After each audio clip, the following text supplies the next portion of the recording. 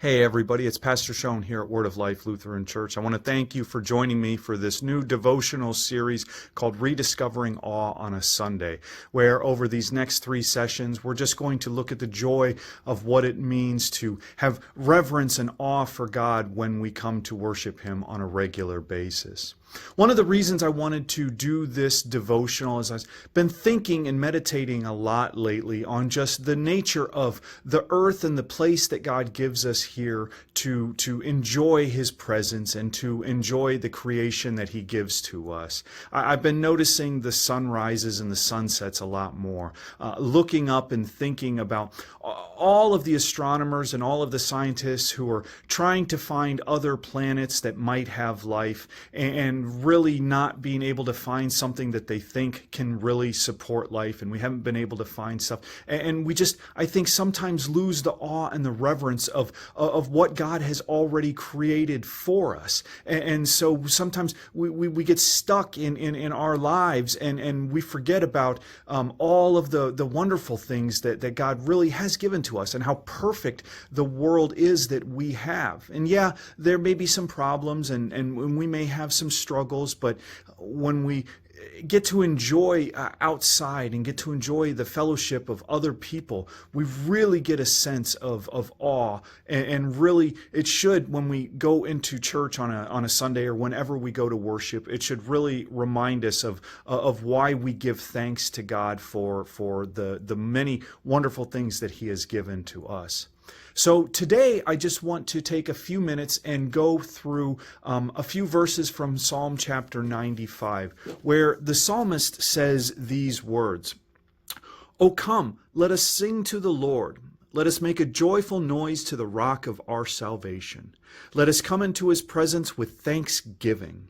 Let us make a joyful noise to Him with songs of praise.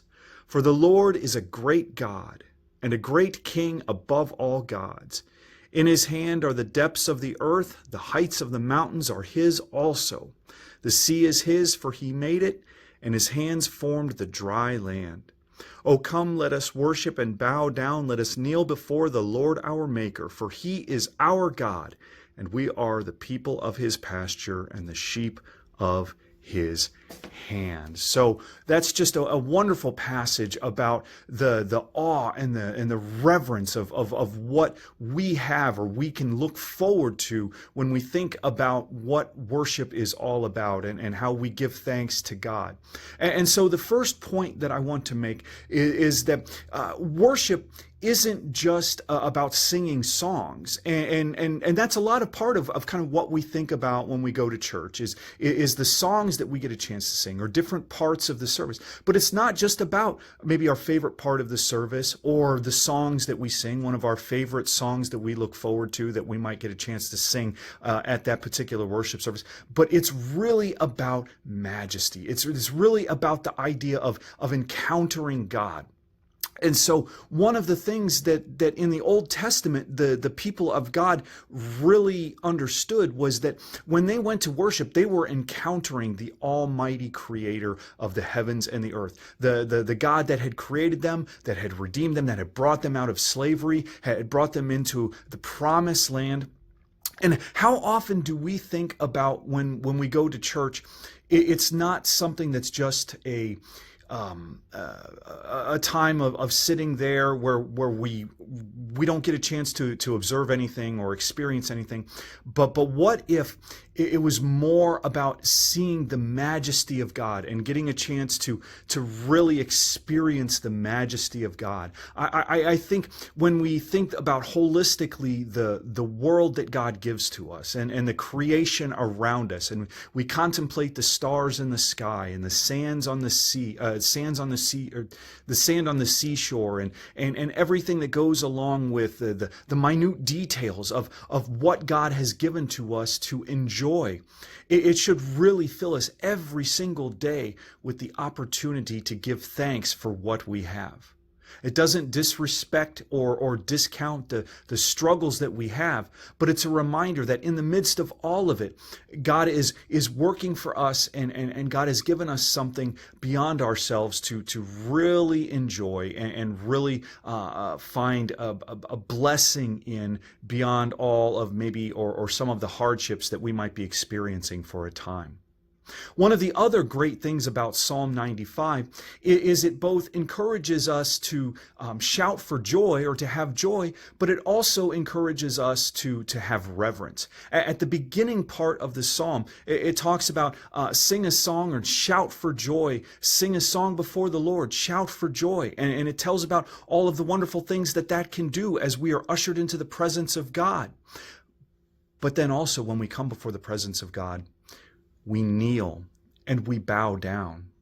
We remember that it's not always about joy, but it's also meant to take us deeper into a place of significance and holiness, of reverence before the one who has lordship over heaven and earth, has lordship over life and death.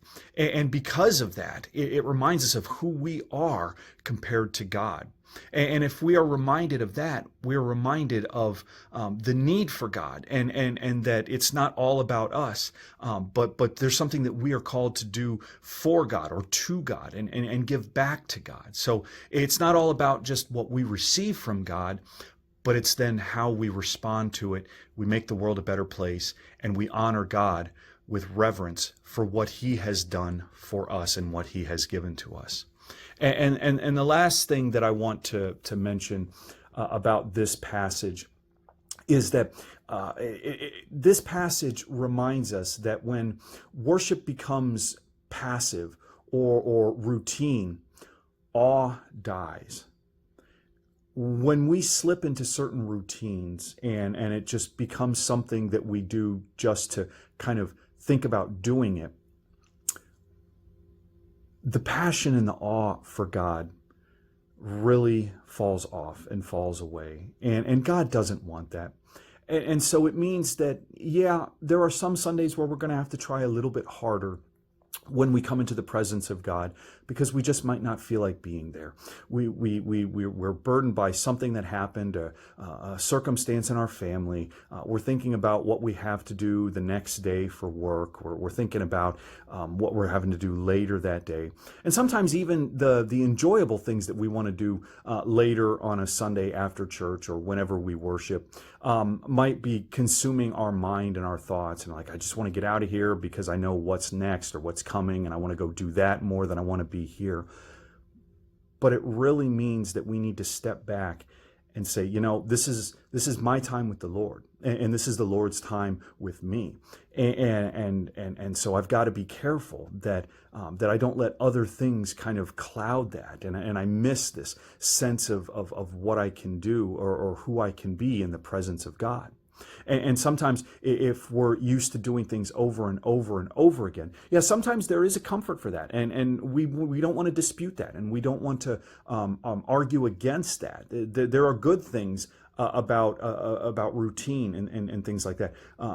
But there's a lot of times we've got to be careful, because if we get into too much of a routine, we forget about the intimate nature of God being with us and God watching over and caring for us and us receiving something new and something special.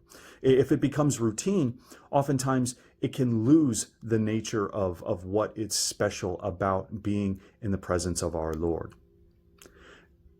And so as we think about the nature of what God has done for us, let's think about when we come into the presence of God, that we can shout for joy, we can sing songs, we can receive all of these wonderful things, and we can sing our hearts out to God, we can confess to God, we can receive His mercy.